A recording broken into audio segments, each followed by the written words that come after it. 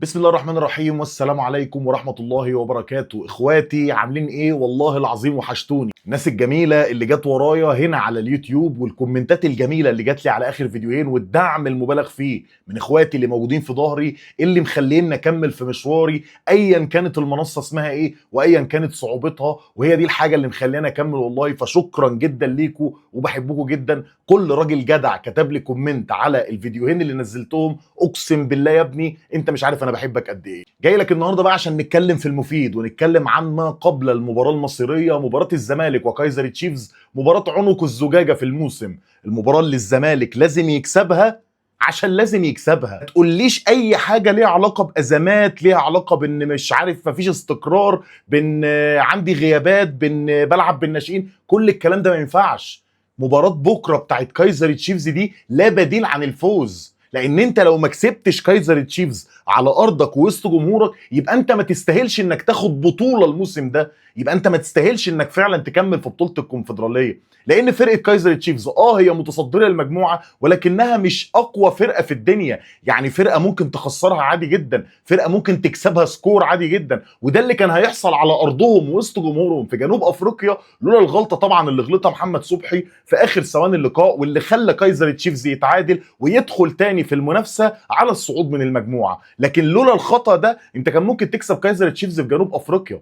المباراه اللي كانت بتتلعب برضو الساعه 3 العصر وكانت في اجواء جماهيريه والفرقه كانت بتلعب بكل نجومها وكنت هتكسبهم. ساعتها انا فاكر سيف الدين الجزيري كان سجل هدف وضيع هدف، خوان بيزيرا كان ضيع هدف، شيكو بنزا كان ضيع هدف، فكان طبيعي جدا انك تستقبل في نهايه المباراه انك تخرج من اللقاء بنقطه واحده، مع انك كنت قريب جدا انك تخرج بالثلاث نقط. عندنا بقى بكره ماتش زي ما بقول لك هو عنق الزجاجه في الموسم. الماتش ده ما ينفعش تخسره. ما ينفعش تخسره ليه؟ ما ينفعش تخسره عشان عوامل كتير جدا، عشان اسمك، عشان هويتك، عشان تاريخك، عشان تكمل في البطولة القارية اللي انت مشارك فيها السنة دي، عشان ما ينفعش تخرج من دور المجموعات. الزمالك بكره لازم يكسب كايزر تشيفز عشان يصعد كاول مجموعه، لان الزمالك ما عندوش حظوظ في الصعود كتاني المجموعه في حاله لا قدر الله التعادل او الهزيمه من كايزر تشيفز، وده اللي ان شاء الله مش هيحصل. ان الحظوظ ساعتها هتبقى متوقفه على ماتش المصري امام زيسكو يونايتد اللي هيتلعب هنا في مصر، والمصري هيمسك زيسكو اصلا هينفضهم. المصري هيمسك زيسكو هيكسبوا، فالمصري هيوصل لل10 نقط. فعشان انت تعدي المصري لازم تكسب ماتشك امام كايزر تشيفز، ودي العقده اللي احنا دخلنا فيها. ولكن انا شايف الموضوع سهل. انت هتلعب على ارضك وسط جمهورك، هتلعب في استاد هيئه قناه السويس اللي انت مؤخرا بقيت متعود انك تلعب فيه وبتلعب عليه كوره جميله، عندك لعيبه كتير رجعت من الاصابه، قوامك الاساسي بنسبه كبيره بقى موجود، فخلاص ما عندكش اي مبررات. تنزل بكره تلعب راجل وتاخد القوه وتاخد الحماس من جمهورك اللي في الملعب وتكسب المباراه وتعدي ماتش كايزر تشيفز بالثلاث نقط وتقنع جمهورك وتكسب سكور وتصعد كاول من المجموعه عشان تكمل في البطوله، وما تلاقيش نفسك اصلا حتى لو صعدت تاني خبطت في احد المتصدرين. لان انت لو بصيت على المجموعات الثانيه هتلاقي اتحاد العاصمه الجزائري، هتلاقي شباب بلوزداد الجزائري، هتلاقي الوداد الرياضي المغربي. فصعب جدا انك فكره انك تلعب على المركز الثاني، لان زي ما قلت لك متوقفه على المصري، ولو صعدت تاني الموضوع هيبقى صعب جدا في الادوار الاقصائيه. المرحله اللي احنا فيها انا عارف انها مرحله صعبه، مرحله مليانه ضغوطات، الفرقه ما بتلحقش تاخد نفسها، كل يومين ماتش، ولكن ده الطبيعي، ده الطبيعي في اي حته في العالم. احنا هنا اللي في مصر اللي متعودين على حاجه غريبه، الطبيعي ان انت كل يومين بتلعب ماتش في بطوله، لان انت المفروض اسمك فرقه كبيره بتلعب بطولات محليه وبتلعب بطولات قاريه. فما ينفعش ان انت تيجي بكره تخسر ماتش كايزر تشيفز لا قدر الله او تخرج من المجموعات ويبقى عندك مبررات. مفيش مبرر للخساره بكره. ماتش كايزر تشيفز هو عنق زجاجه الموسم. لو قدرت تكسب كايزر تشيفز وتعدي للدور القادم انت كده بتدي الفرقه دوافع نفسيه كبيره قوي على المنافسه على باقي بطولات الموسم، لانك بعديها عندك سيراميكا كيلوباترا في بطوله كاس مصر، الماتش اللي برضه لازم تكسبه عشان تكمل في بطوله الكاس، وبعد كده ترجع على الدوري اللي انت خلاص حطيت نفسك في منافسه عليه وما ينفعش توقع فيه نقطه. فالفتره صعبه والمرحله صعبه وفي ضغوطات والفرقه عندها غيابات وفي ارهاق في الفرقه، وبنعتمد على الكابتن معتمد جمال لنهايه الموسم اللي بالمناسبه عامل اداء ولا اروع، هو افضل مدير فني مسك الزمالك. كان عندي اختلافات في فكره انه يكمل الموسم، ولكن خلاص الزمالك مش قادر ان هو يجيب مدير فني اجنبي، مفيش مشكله ان انا اعتمد على الكابتن معتمد جمال لان عنده افكار فنيه بيطبقها وعنده حاجات معينه كده مدخلها على الفرقه من حيث التاديب ومن حيث الروح ومن حيث الحماس. ده اللي مخلي نادي الزمالك في الفتره الاخيره ماشي بشكل كويس وبيكسب مبارياته. بالمناسبه جمهور نادي الزمالك خلص كل التذاكر الخاصه بالثالثه يمين والخاصه بالدرجه الاولى، التذاكر اللي كانت مطروحه عبر موقع تذكرتي خسرتي فجمهورك معاك، جمهورك هيسافر للاسماعيليه عشان يكون في ظهرك، فما ينفعش بكره انك تخذل جمهورك. ماتش 90 دقيقه انزل العب راجل. وافتكر دايما في جمله كده كان قالها احد مشجعين نادي الزمالك في البطوله العربيه من كام سنه لما كنا بنلعب البطوله العربيه وكان عندنا ماتش مع النصر السعودي. واحد من الجماهير في تمرينه الفرقه وقف قال حاجه اسمها معايا: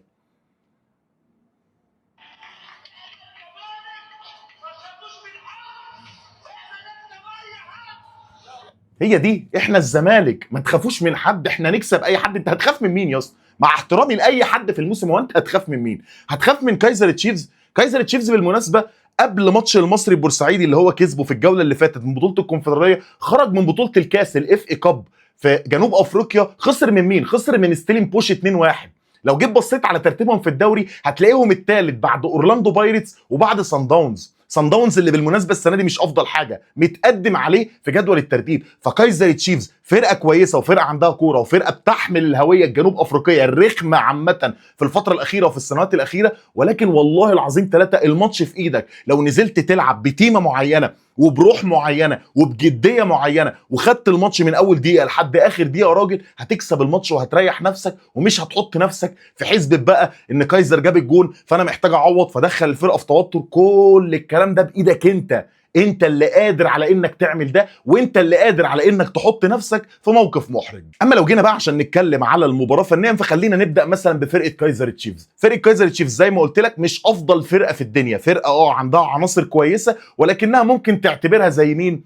ممكن تعتبرها زي البنك الاهلي، فرقه بتمشي كوره بشكل كويس، عندها مدير فني حافظ عامه كل بروفايل موجود عند لاعب ومطلع امكانيات كويسه، وده ظهر في الماتشين اللي لعبوهم سواء قدام الزمالك او قدام المصري. انا ما اتفرجتش على ماتشهم قدام زيسكو. وفرقه بتلعب الكل في الكل، فرقه بتلعب بالتيم كامل بالهيكل كامل بيضغط على حامل الكره، وده طبعا اللي هيبقى قاريه الكابتن معتمد جمال ولازم يشتغل عليه. اخطر حاجه عندهم بقى الوينجات، لان انت لو رجعت الماتش الزمالك وكايزر تشيفز اللي اتلعب في جنوب افريقيا اللي خلص 1-1 الخطوره بتاعتهم كلها من عند الوينجات. وينجاتهم سريعه ودريبلر على اعلى مستوى وفي نفس الوقت وينجات مهاريه وبتشكل خطوره كبيره على الفرق اللي بتلعبها.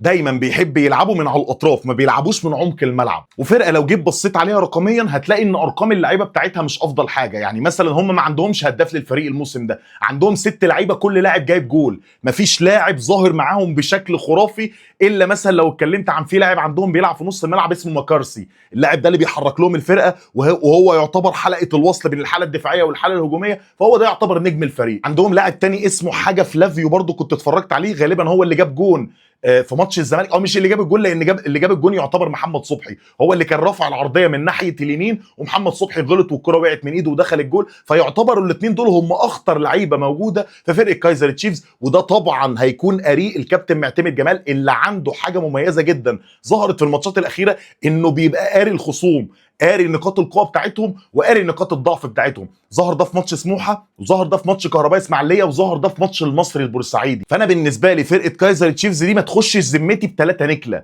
فرقه زي ما بقول لك في المركز الثالث في الدوري، خرجت من بطوله الكاس من فرقه ستيلين بوش. هي متصدره المجموعه في الكونفدراليه، وكان كل ده بسبب الغلطه بتاعت محمد صبحي. لولا الغلطه دي كايزر تشيفز ده ما كانش هيكمل في المنافسه، وكان اللي هيصعد في نهايه المجموعه الزمالك كمركز اول والمصري البورسعيدي كمركز ثاني. وده بقى ينقلنا للنقطه الفنيه بتاعتنا، الكابتن معتمد جمال يلعب ازاي، وايه الطريقه المثاليه اللي يلعب بيها الكابتن معتمد جمال مباراه كايزر تشيفز، وايه التشكيله وايه اللعيبه اللي يلعب بيهم ال11 لاعب اللي ينزل بيهم مباراه كايزر تشيفز عشان يقدر يضمن ان هو يضغط على فرقه كايزر من بدايه المباراه ويسجل هدف مبكر ويكون شكله في الملعب حلو. انا من وجهه نظري التشكيله اللي يلعب بيها الكابتن معتمد جمال زي ما هقولها لك بالظبط، ال4 3 2، لا 4 2 3 1 ولا 3 4 3 ولا 3 5 2، ده بال4 2 2 2. التشكيله دي هتديك كثافه في نص الملعب، التشكيله دي هتكون مأمنه دفاعاتك بشكل كويس جدا في حاله التحولات من فرقه كايزر تشيفز، وفي نفس الوقت بناء على العناصر والاوراق اللي موجوده تحت ايد الكابتن معتمد جمال. لو جينا نروح بقى للعيبه او ال11 لاعب اللي يتحطوا في التشكيله دي فهم كالاتي: هيلعب في حراسه المرمى المهدي سليمان، دي مش هلعب بمحمد صبحي لان محمد صبحي لسه ما اكتملش شفائه بنسبه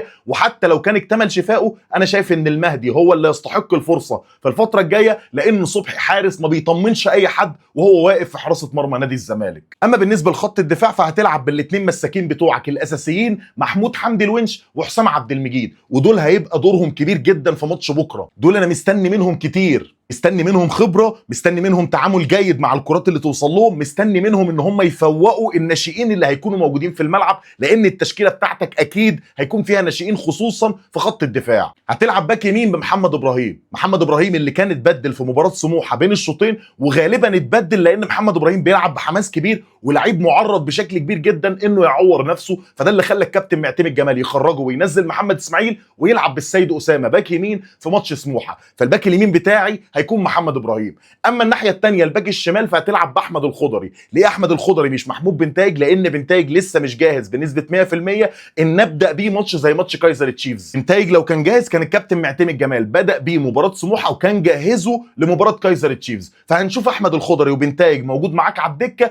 تقدر تستخدمه في اي فتره من فترات الماتش. خش لي بعد كده بقى على نص الملعب، وزي ما قلت لك الخطه هتبقى 4-3-2، ففي 2 هيكونوا موجودين على الدايره، الاثنين اللي موجودين على الدايره اللي هيامنوا لك دفاعك بشكل كبير جدا في مركز 6 محمد اسماعيل وفي مركز 8 محمد شحاته. 2 لعيبه اقوياء بدنيا، 2 لعيبه كوره بشكل كبير جدا، فيعرفوا يطلعوا بالكوره بشكل مثالي، وفي نفس الوقت قوته بالبدنيه دي تخليهم يعرفوا يتعاملوا مع نص ملعب كايزر تشيفز القوي جدا بدنيا. يبقى عندك محمد اسماعيل في مركز الديفندر مركز 6، وجنب منه محمد شحاته في مركز 8 او مركز البوكس تو بوكس. اما عن الاثنين اللي قدامهم فهتلعب بالاثنين اللي انا هقول لك عليهم، خوان بزيرة وهيكون عنده حريه في الدخول لعمق الملعب او انه يتطرف ناحيه اليمين او ناحيه الشمال. يعني في فترات من الماتش تلاقي خوان بزيرة هو صانع العاب، وفترات ثانيه من الماتش تلاقي خوان بزيرة وينج يمين، وفترات ثانيه من الماتش تلاقي خوان بزيرة وينج شمال، تديله الفري روم او الحريه في التحرك تحت الاثنين مهاجمين. جنب منه على طول هتلعب بعبد الله السعيد، عبد الله السعيد يلعب برضه تحت المهاجمين ويبقى عنده حريه، وده طبعا هيبقى بالتنسيق بينه وبين خوان بزيرة. واكيد انت اتفرجت على شكل فرقه نادي الزمالك منين ما عبد الله السعيد نزل في مباراه سموحه،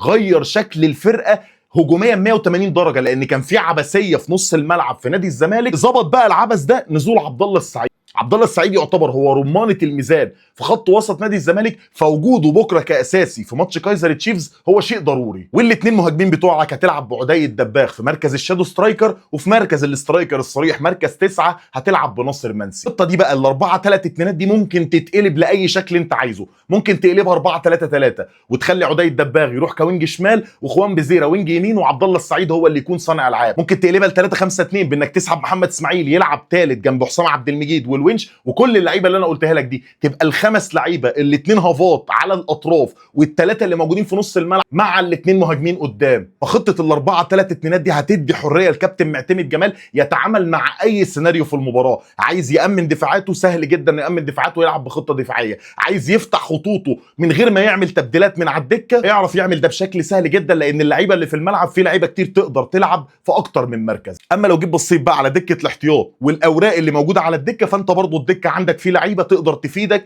في اي سيناريو ممكن يحصل من سيناريوهات الماتش. عندك محمود بنتايج تقدر تدفع بيه، عندك السيد اسامه، عندك يوسف وائل الفرنسي، عندك حتى في خط الهجوم شيكو بنزا تقدر تستخدمه في حاله ان انت احتجت مثلا لاعب ينزل وانت متقدم يستغل المساحات اللي هتكون موجوده ويبقى لاعب عنده سرعات. عندك سيف الدين الجزيري تقدر تستخدمه في حاله ان لا قدر الله واحد من الاثنين ناصر منسي او عدي الدباغ ما كانش موفق او حصل له اي حاجه في احداث اللقاء. عندك احمد ربيع وعندك احمد حمدي وعندك محمد السيد، 3 لعيبه تقدر تستفيد بيهم في اي مركز من مراكز نص الملعب. الكابتن معتمد جمال بكره عنده اريحيه كبيره في مباراه كايزر تشيفز. كل اللي انا طالبه من الكابتن معتمد جمال انه يطبق اللي كان بيقوله في المؤتمر الصحفي النهارده. قال لك احنا عارفين ان مباراه كايزر تشيفز لا بديل عن الفوز، ما ينفعش فرقه نادي الزمالك تتعادل او تخسر مباراه كايزر تشيفز عشان نضمن الصعود كاول مجموعه. احنا اللي حطينا نفسنا في الموقف ده، واحنا اللي ان شاء الله هنخرج نفسنا من الموقف ده، لان احنا كفرقه عايزين نفرح جمهور الزمالك في الفتره الجايه. الراجل اتكلم كلمتين محترمين برضه عن مشواره مع نادي الزمالك. قال لك انا مش مهم بالنسبه لي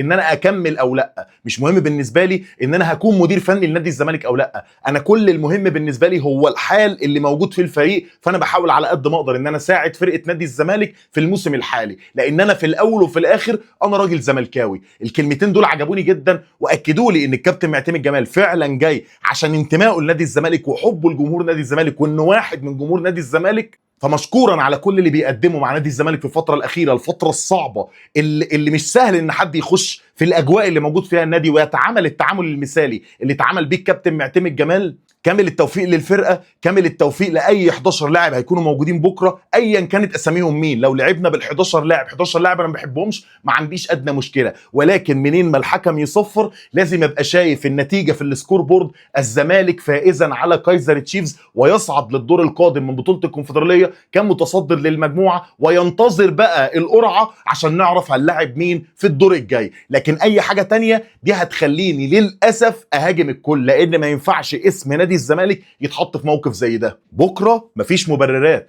بكره لو انت خسرت او اتعادلت مش هقدر اطلع اقول اصل الازمات واصل ايقاف القيد واصل سحب الارض واصل المشاكل الاداريه اللي موجود فيها النادي. المبررات دي مش هتكون موجوده بكره. الجمهور في الفتره الاخيره ممشي الدنيا مع الفرقه ستيب باي ستيب، فمش عايزين ان المعبد يتهد على دماغنا في الفتره الصعبه اللي احنا موجودين فيها. حتى لو قدر الله خرجنا من بطوله الكونفدراليه بكره، احنا لسه عندنا الكاس ولسه عندنا الدوري، فلازم نكمل في بطوله الكونفدراليه عشان الدوافع اللي هتبقى موجوده عند الفرقه واللي هتبقى موجوده عند الجماهير تفضل موجوده على مدى بعيد في الموسم. لو جيت تخسر حاجه تخسر حاجه قدام، تخسر حاجه في المستقبل، ما تخسرش دلوقتي. لازم على قد ما تقدر الكام ماتش اللي عندك مزنوقين في فتره قصيره دول تكسبهم عشان تبقى عارف انك بتنافس على 3 بطولات. جمهور نادي الزمالك بيحلم انك تحقق ال3 بطولات دول في الاخر. على الورق انت مش مؤهل انك تحقق ولا بطوله فيهم، ولكن احنا هنفضل مصدقين وهنفضل مأمنين عامه بقصه نادي الزمالك، وان الزمالك من رحم المعاناه دايما بيتولد بطل، دايما بيكون موجود في منصات التتويج، دايما الزمالك ما بيخافش من حد. زي ما قلت لك، هتخاف من مين؟ هخاف من كايزر تشيفز؟ هخاف من فرق الدوري اللي بتخسر وبتتعادل مع طوب الارض؟ انت لا بتلاعب ريال مدريد ولا بتلاعب برشلونه ولا بتلاعب نابولي، انت بتلعب مع فرق قادر انك تكسبها بهويتك، قادر تكسبها بتاريخك، قادر تكسبها باللوجو اللي موجود على التيشيرتات اللي لابساها لعيبه نادي الزمالك. هويه نادي الزمالك لوحدها كفيله انها تحقق ال3 بطولات اللي بيحلم بيها جمهور نادي الزمالك، وده اللي ان شاء الله يحصل. مستنيين ماتش كايزر تشيفز، الماتش هيتلعب بكره الساعه 6.